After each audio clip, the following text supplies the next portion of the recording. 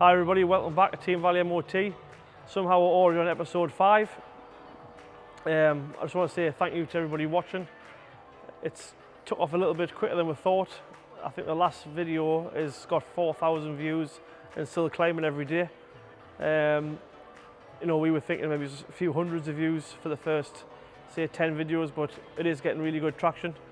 Either people want to see us make an idiot of yourself or they're liking what they see, so either way, keep watching. In the last video, somebody commented want to see some work on the G-Wagon. That's actually in today. So just started building the front end back up again. It's going to get its service done after all the mechanical work's done. The interior is now back together. I think there's just one door card to go back on. We've got some new indicators to go onto here. We've got the AMG wheels to go on. We did originally put brand new tyres on this, but now we've found the AMG wheels that we want. We're going to put them on with the new tyres. There's a pair of new mirrors to go on off the new shape one. I believe you lose that indicator and it puts an indicator in the mirror. Then it'll go for the windows tinted, get the bodywork all sorted, and then we're going to take it to kiss trim. There's a couple of marks in the seat. We're going to full leather the car, but actually now we're just going to get the interior is that good. We're actually just going to get repaired what's damaged on it. And somehow the Mustang's actually moved. So the Mustang's now probably, I would say, 3 or 4 hours away from being on the road. So once this is on the road, we'll have to go down to RDT for remapping, which is down in Doncaster. So we'll have a stock, like a tune-in now, which will be for sort of any sort of supercharger. So it'll get it running and driving, we'll make sure there's no leaks or anything, and then it'll go down there and it'll get remapped off wheel. This one here, quite a simple job, just came in for an MOT. It failed on 2 front tyres, so that'll get 2 new tyres and then it'll be retested. This Disco 4 has just had an engine in at another garage, and now there's a suspension fault, handbrake fault, a few other things, so we want to get the lads onto that and see what the problem is with that. This Golf came in, and so this originally needed a clutch because it lost all drive and there was fluid coming out of the box. But I'll just show you the gearbox here.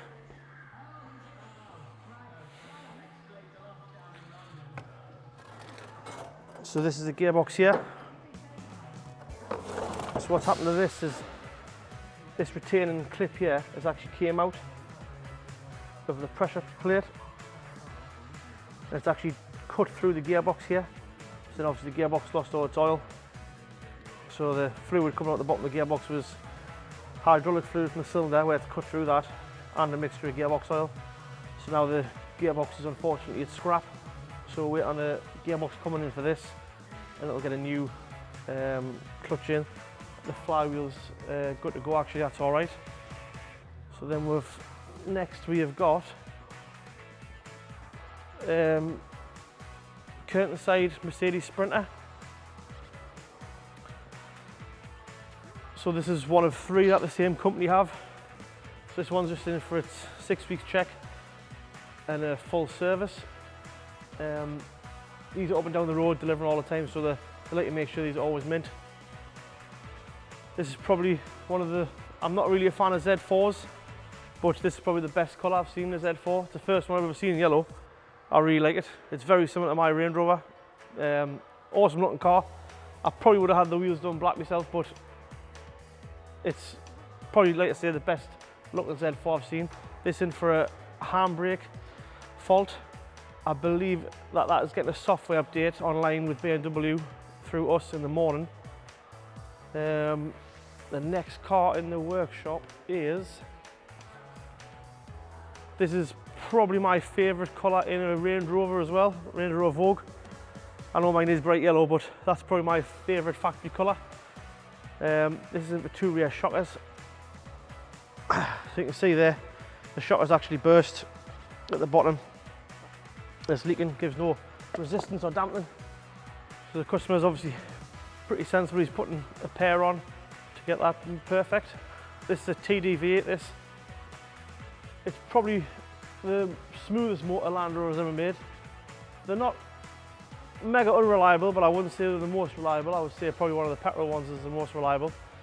But smooth, fairly decent on MPG, so it's a good all-round one. The Mustang's in just for a quick check over before we go down to Stoke. We're going to Can Phantom, so me and Paul are going on a training course just to learn about the new products coming out and all the changes that are happening to Can Phantoms. Some quite good products coming out. We'll obviously keep you informed. This vehicle hasn't got a Can Phantom at the moment, but it will have tomorrow. So we're going to go down and we're going to design some new software just for this in particular.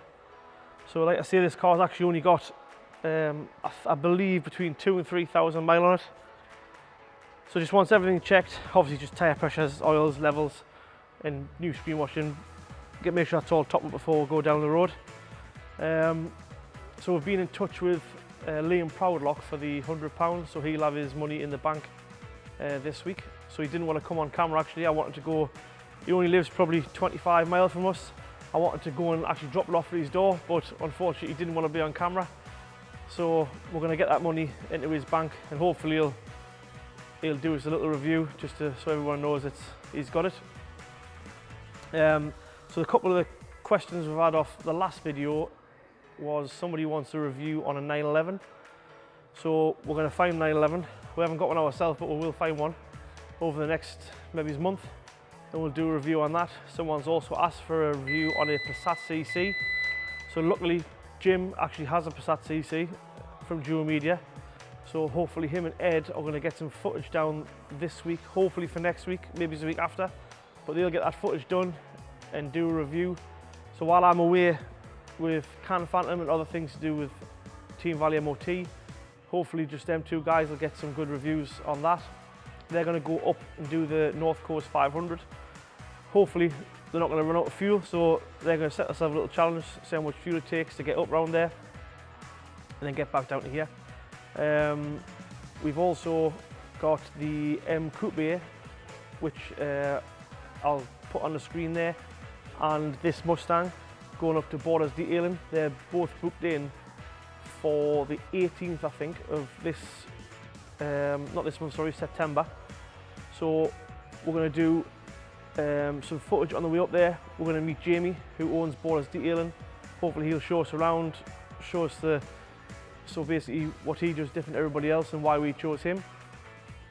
So the full front end of the Mustang, I think it's back to mirrors possibly, and some on the side. It's going to get done in PPF. Like I said before, this car's only got 2,000 or 3,000 miles, so while the paintwork is still brand new, we want to keep it that way. And the M Coupe is going to go up because that's been in storage for about, I think, 5 or 6 years now, and we just never had a chance to use it. So we did get it out. I'll put a little tiny bit of footage on where we changed the 4 tyres because they were really hard, obviously after being in storage that long. Obviously re-MOT'd it, we serviced it using Royal Purple. So now that's back out and we're going to start using it in the summer. I just want the paintwork freshening up, so he's going to do basically a full detail enhancement. Get some PPF laid on it, the same as the Mustang. So that's coming up maybe, like I say, we're going up there on the 18th and we'll collect the cars the week after. Hopefully you'll see the footage the week after that, as long as we haven't got too much on. So if you keep watching, there's a review on our M4. That's coming up next. Thanks very much.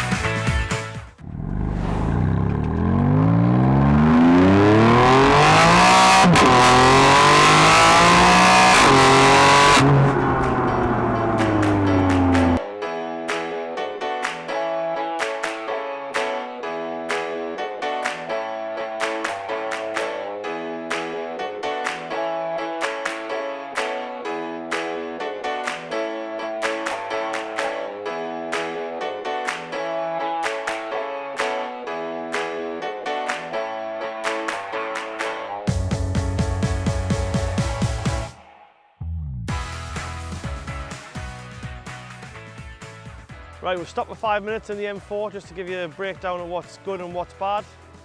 I would say that on not a day like today, but when it's raining, it's probably the worst car I've got in the wet.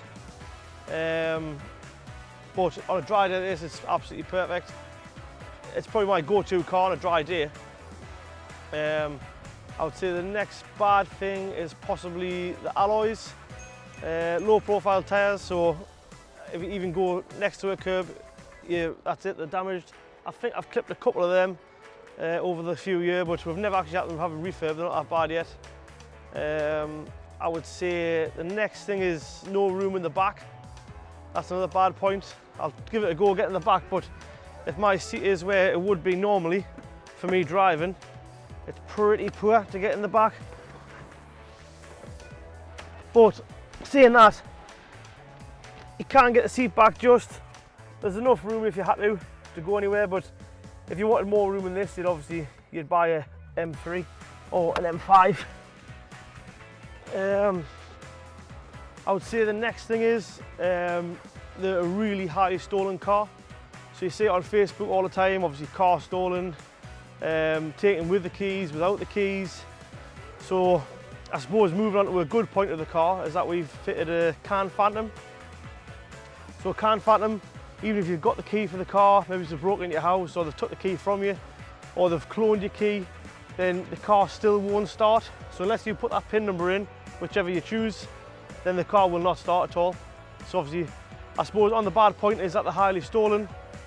The good side of that is just get a can phantom fitted and you haven't got to worry about that anymore. Other good points are, I love the gearbox. So it used to be called, on the old M3s, it was an SMG gearbox, and then they changed on these to a DCT gearbox. I think the gearbox is much better than an SMG gearbox. You start be very harsh on the changes. Now they are silky smooth. I love the sound system. If you're going to buy one, make sure you get something with Harman Kardon. The sound system's really good. Loads of bass, loads of top end on it. I know there's not a lot of space in the back, but there's plenty of space in the front. For a big coupe car, it's perfect.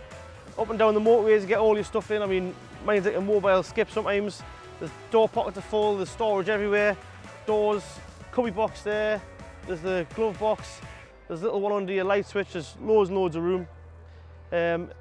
If you're on even on country lanes, motorways, the power's awesome. I think they're 425 horsepower-ish, give or take.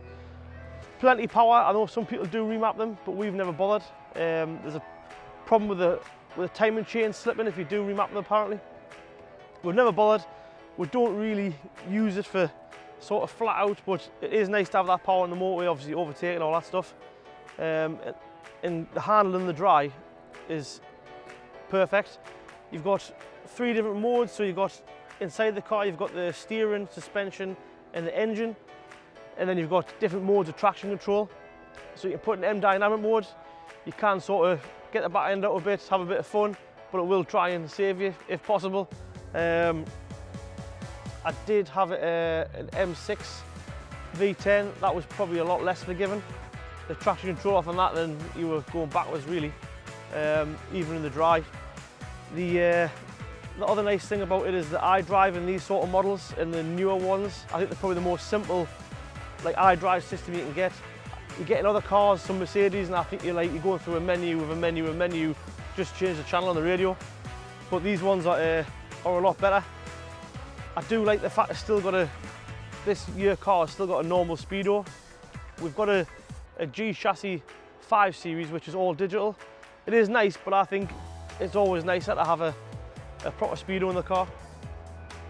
So this model's got pretty much auto lights, auto wipers. You literally just get in, start it, and it's a good everyday car.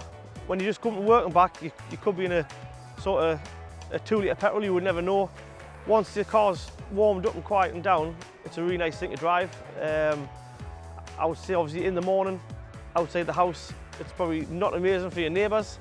It's really noisy on the startup, but then once it warms up and quietens down, it's got valves in the exhaust as well, so obviously in the sport mode, opens the valves, plenty of noise, plenty more power.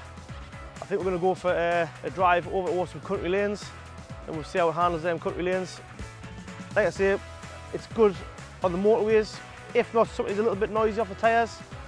Country lanes, perfect car. It's not too big to be sort of feel like you're driving a ship round there. Sometimes in the In the bigger ones, sort of like the X5Ms and the 5 Series, they do feel quite big on the road. This is the perfect size.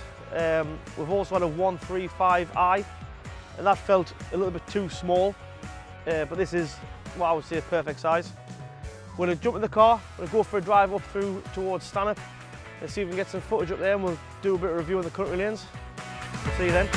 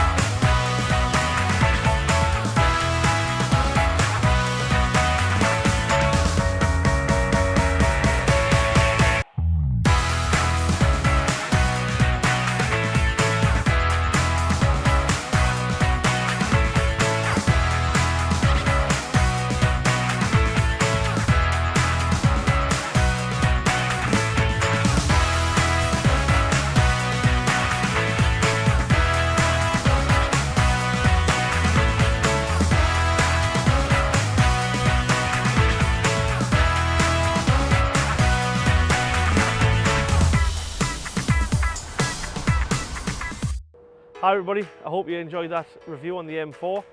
Anything you want different on the reviews, just let us know. If you want us to go faster, slower, just tell us. If you want to know more about other bits of the car, just let us know in the comments and we'll try our best for you. Remember to like and subscribe and click the little bell for notifications. Remember, Liam won £100, he'll have this week in his bank. If you want £1,000, keep subscribing and watching. Thanks very much, see you next time.